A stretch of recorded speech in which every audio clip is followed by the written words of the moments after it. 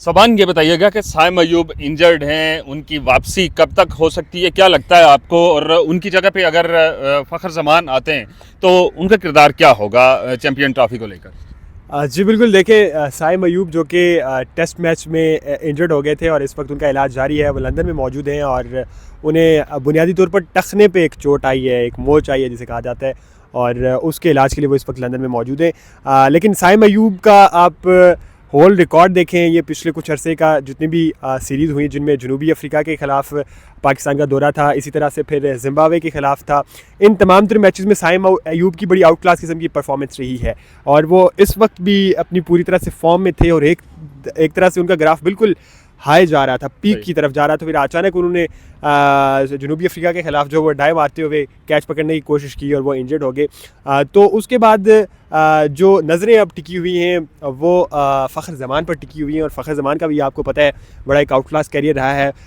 बड़ी शानदार किस्म की उनकी परफॉर्मेंस होती है ग्राउंड पर, और आप जब देखेंगे पाकिस्तान मैच में जब कहीं फंसा हुआ होता है या फिर आप कह लीजिए कहीं फैसला कुन मोड़ पर पाकिस्तान और उसकी मुखालिफ टीम का मैच पहुंचा हुआ होता है, तो तब तमाम की तमाम तर जिम्मेदारियाँ या तमाम की तमाम तर उम्मीदें जो हैं वो फ़खर ज़मान के कंधों पर लाई कर रही होती हैं। सो फ़खर ज़मान की टीम पर वापसी के एक चांस तो बन गया है, लेकिन फ़खर ज़मान की जिस वजह से फ़खर ज़मान को निकाला गया था टीम से वो बड़ी इंपॉर्टेंट है। फ़खर ज़मान को जो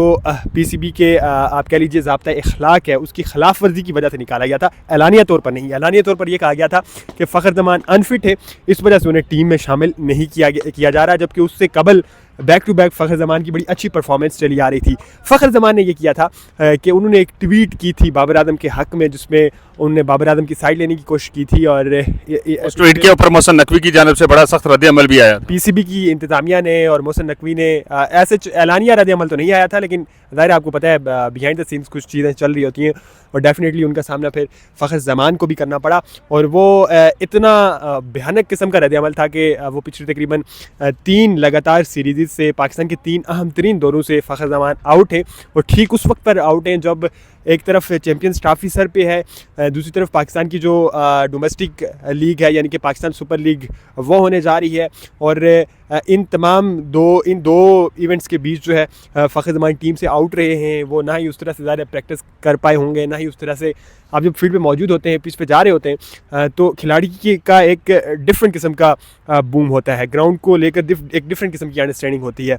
सो अब इस मौके पर अगर फ़खर ज़मान को टीम में शामिल किया जाता है या इंतज़ामिया इस बारे में सोच रही है, तो डेफिनेटली उन्हें कुछ दूर असरात के बारे में भी बिल्कुल ऐसा ही है। अब